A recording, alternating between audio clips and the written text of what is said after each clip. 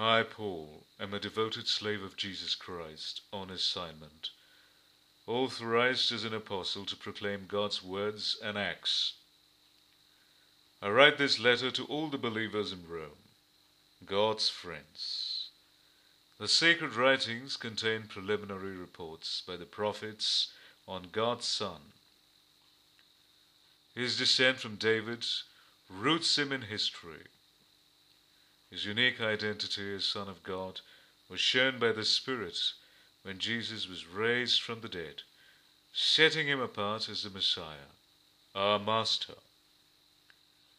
Through him we receive both the generous gift of his life and the urgent task of passing it on to others who receive it by entering into obedient trust in Jesus. You are who you are through this gift and call of Jesus Christ. And I greet you now with all the generosity of God our Father and our Master Jesus, the Messiah. I thank God through Jesus for every one of you. That's first. People everywhere keep telling me about your lives of faith, and every time I hear them, I thank Him. And God, whom I so love to worship and serve by spreading the good news of His Son, the message, knows that every time I think of you in my prayers, which is practically all the time, I ask Him to clear the way for me to come and see you. The longer this waiting goes on, the deeper the ache. I so want to be there to deliver God's gift in person and watch you grow stronger right before my eyes. But don't think I'm not expecting to get something out of this too. You have as much to give me as I do to you.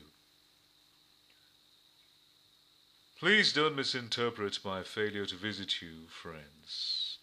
You have no idea how many times I've made plans for Rome. I've been determined to get some personal enjoyment out of God's work among you, as I have in so many other non-Jewish towns and communities. But something has always come up and prevented it. Everyone I meet, it matters little whether they are mannered or rude, smart or simple, deepens my sense of interdependence and obligation. And that's why I can't wait to get to you in Rome, preaching this wonderful good news of God. It's news I'm most proud to proclaim, this extraordinary message of God's powerful plan to rescue everyone who trusts Him, starting with Jews and then right on to everyone else. God's way of putting people right shows up in the acts of faith, confirming what Scripture has said all along. The person in right standing before God, by trusting Him, really lives. But God's angry displeasure erupts as acts of human mistrust and wrongdoing and lying accumulate as people try to put a shroud over truth. But the basic reality of God is plain enough. Open your eyes, and there it is, by taking a long and thoughtful look at what God has created. People have always been able to see what their eyes as such can't see. Eternal power, for instance, and the mystery of His divine being. So nobody has a good excuse.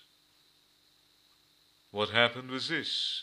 People knew God perfectly well, but when they didn't treat Him like God, refusing to worship Him, they trivialized themselves into silliness and confusion, so that there was neither sense nor direction left in their lives.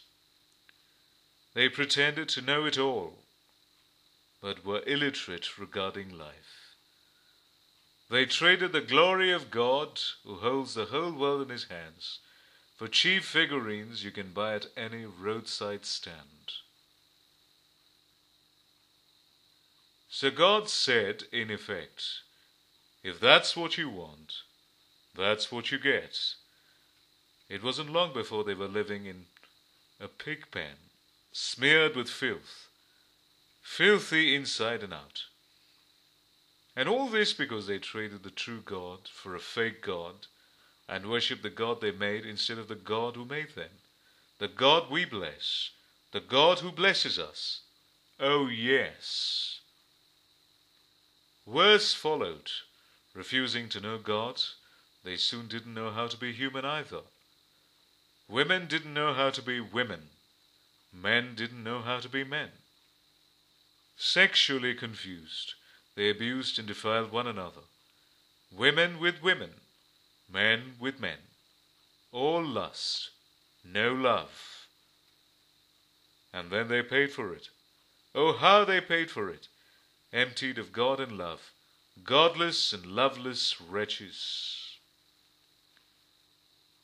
Since they didn't bother to acknowledge God, God quit bothering them and let them run loose.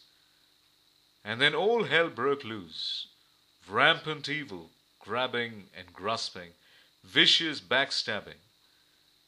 They made life hell on earth with their envy, wanton killing, bickering and cheating. Look at them, mean-spirited, venomous, fork-tongued, God-bashers. Bullies, swaggerers, insufferable windbags. They keep inventing new ways of wrecking lives. They ditch their parents when they get in the way. Stupid, slimy, cruel, cold-blooded. And it's not as if they don't know better. They know perfectly well they're spitting in God's face. And they don't care. Worse, they hand out prizes to those who do the worst things best.